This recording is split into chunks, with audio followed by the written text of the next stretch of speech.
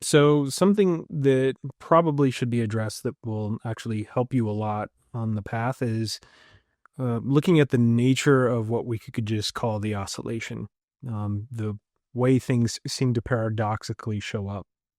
And it seems like the most basic form of that for most people as they're going through their path of self-inquiry and moving into sensation and becoming more aware of that which is present is the nature of moving attention, or as attention seems to move, however that appears to show up, from thought into sensation, and then maybe back to thought and into sensation. And really the oscillation, the nature of how this seems to go, is that shows up everywhere all the time. It seems to be in all aspects of paradox. It seems to be in the nature of focus. The way the mind works is that it is very good at bringing a narrow form of attention to any perceived object of experience. So a narrow form of attention into thought, even a narrow form of attention into sensation.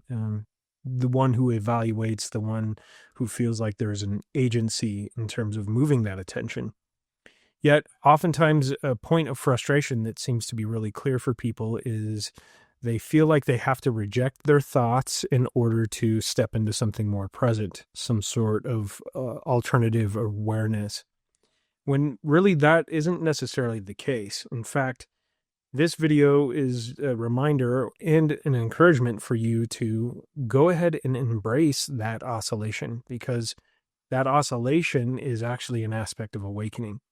And a really powerful metaphor that we could use is something like a coin. So if I hold up a coin and I were to spin that on a really smooth tabletop, let's say the surface is made of granite. And as I spin that coin, as it begins to level out and become horizontal, as it loses momentum, it starts to pick up in frequency. And you start to hear it go shh until it suddenly stops. That's essentially the way the oscillation works also. The more we embrace that which is arising, the more we are able to invest attention or immerse or engage with that which is showing up. Then we don't create this buffering of something that isn't here. And so if we are in the midst of an oscillating experience, in other words, if we're with thoughts, it's okay to go ahead and embrace the energetics of thought. Now, this part's a little tricky. We don't necessarily want to reject the thought, nor do we want to necessarily participate in the detail of thought, but there is something in the experience that's arising that's always here, and by embracing and immersing in that experience, we'll start to find that the thoughts are essentially telling on themselves. You could ask a question like this. This might make this clearer. What does this thought feel like? What is at the very core of this thought? What is this thought essentially referring to? And when you notice that the thought is actually referring to something in your felt experience or otherwise sensed experience, then you start to engage with what is sensed. The truth is, we can actually only engage with what is sensed. We can only immerse in what is sensed. The rest is actually just a modeling, and it's a stepping away or a disassociation from essentially what is felt or what is sensed. So when thoughts are arising, what is it like to be immersed in that experience?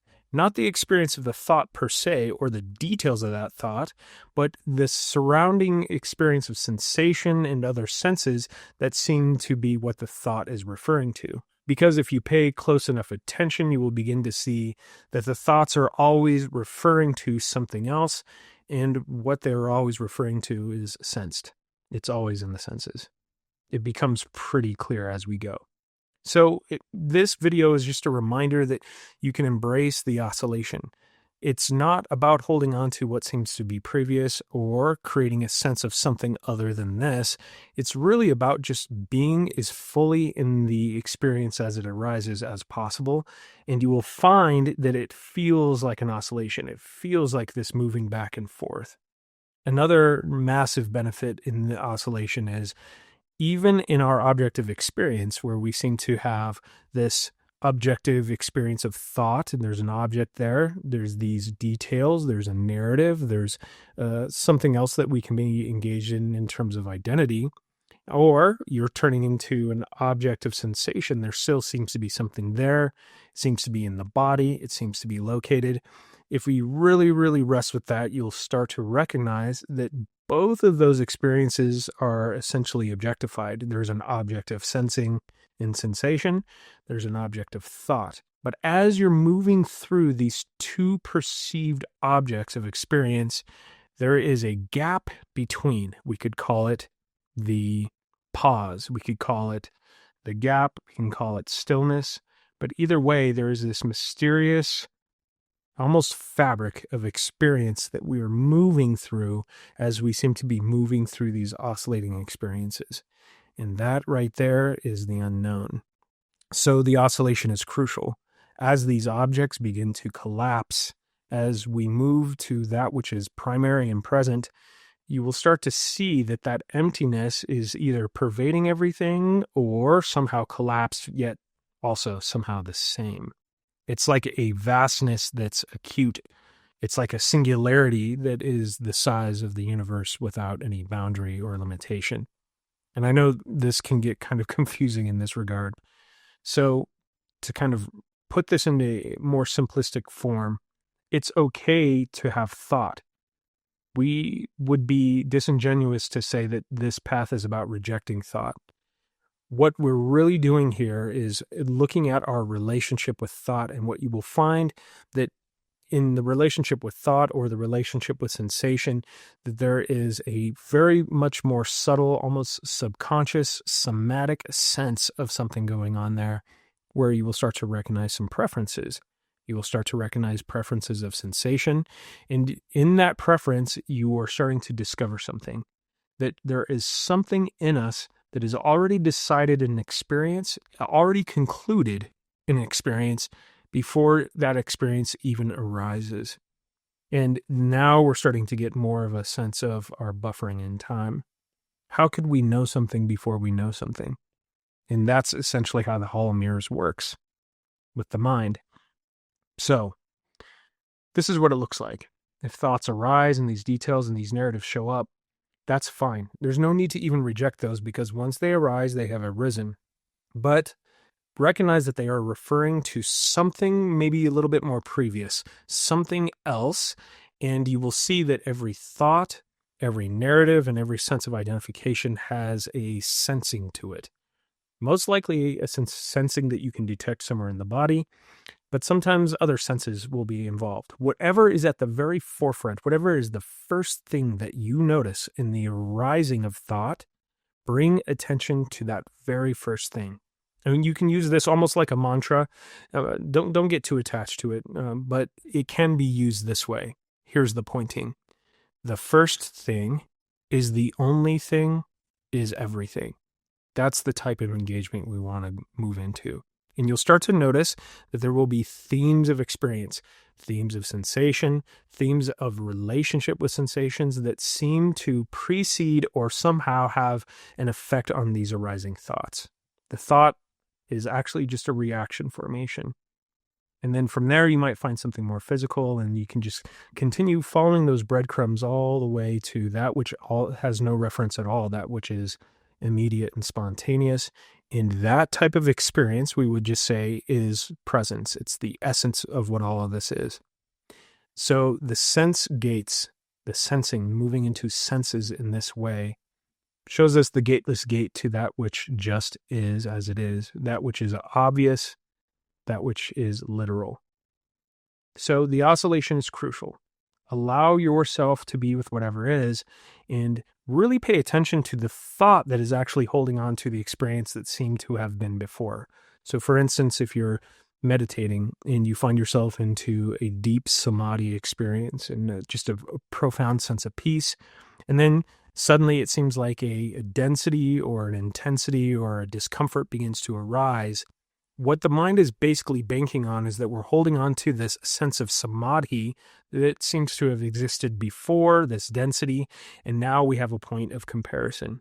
And now what we're doing is we're refusing to oscillate. In other words, we're holding on to that which is not here and attempting to reject that which is. And that exclusivity is essentially what the mind needs. And the mind will use anything for exclusivity, including thought.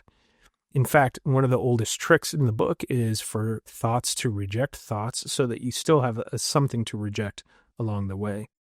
So, if the experience of a density arises in the samadhi, then what we do is we move deeply into that experience. And maybe the first part of that experience that we notice is the thought, the evaluation, or the narrative that seems to surround the sensing. That's actually okay, because we can use that as a cue. We can say yes and move in. This is a really powerful way to engage. So maybe the thoughts are talking about how you don't like it and you want to find something else, and then you miss this sense of peace and the samadhi. That's all fine, because they're still pointing to something at the very core, which is now what appears to be a density. And as you move deeply into that density and you don't create a sense of exclusivity with what seems dense, you will start to discover something, that somehow that density is the samadhi. In fact, it seems to be this ebb and flow of apparent densities that maybe aren't really there at all. So the encouragement is full immersion into this oscillation. Let it move, and whatever is right here, the first thing is the only thing, is everything. Be complete and full without any hesitation or reservation into that experience. You will start to find something that really we cannot tell the difference, that there are no distinctions. And the insight that arises here is there are no distinctions in the unborn. There is no distinguishment. There is no separation. That somehow that which feels like a tight, contracted singularity is the massive, expansive vastness of everything. And that which feels like it's a complete, vast, open and emptiness is the everything that is, all the objects and fragments of experiences combined. They are actually indecipherable.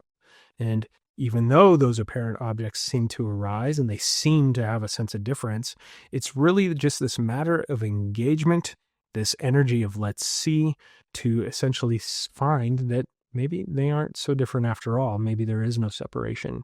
And that paradox becomes really apparent in our experience. So let yourself oscillate. And we could say you have this kind of experience moving. And as you embrace that oscillation, it seems like we start to reach what we would call an accelerated experience. Just like that coin that is rotating on that very smooth surface before it comes to a complete stop, it seems like the oscillation begins to increase in frequency until suddenly we stop. We're right here at this razor's edge of experience that seems to be fundamental reality as it is. And even though it's not necessarily knowable, there are some hallmarks of that experience that really somebody that can point for you or somebody that you're working with can basically bring to the forefront so that you essentially bring more attention into that.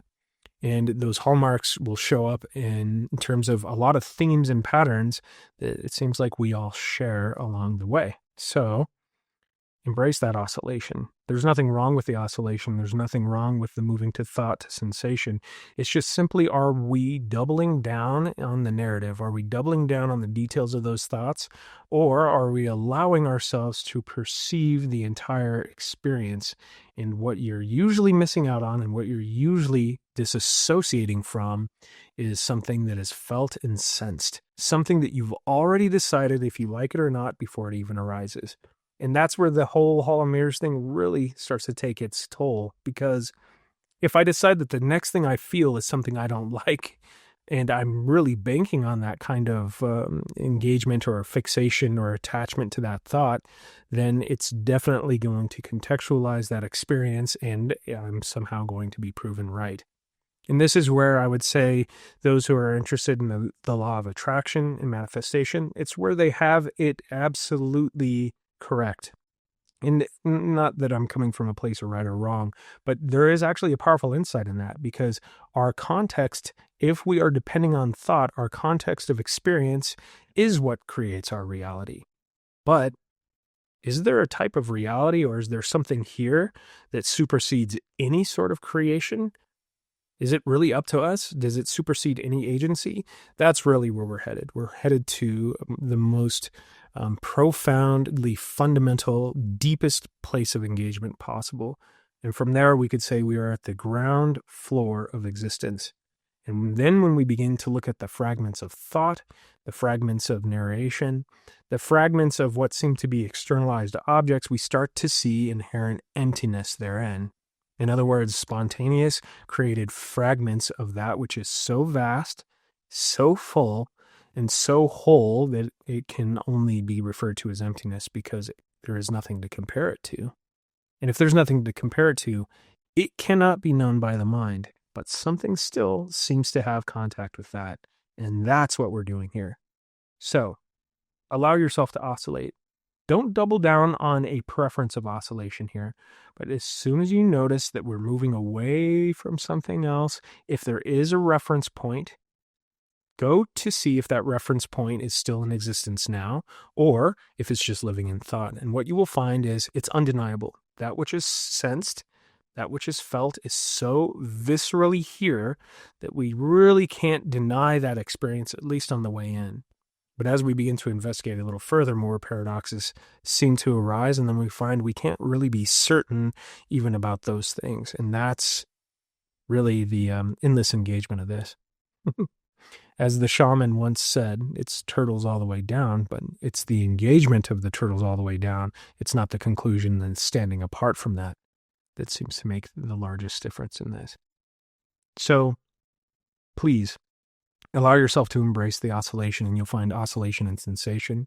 You may find experience that seems to maybe move from that which feels pleasurable and euphoric to that which feels uncomfortable and painful. And even that oscillation, the full commitment and the full responsiveness into that experience is the point here. It's the investigation itself. And as you go, would love to definitely have more conversations around this. I would love to hear about how your oscillations are going. And if there needs to be some points of clarification, would also really, really enjoy engaging in that as well. So, so grateful for all of you as always. If you are a member of the channel, thank you for being a member. If you're not a member yet, please consider being a member because it actually really, really helps out. And definitely appreciate all of you so very much. And wishing you fruition.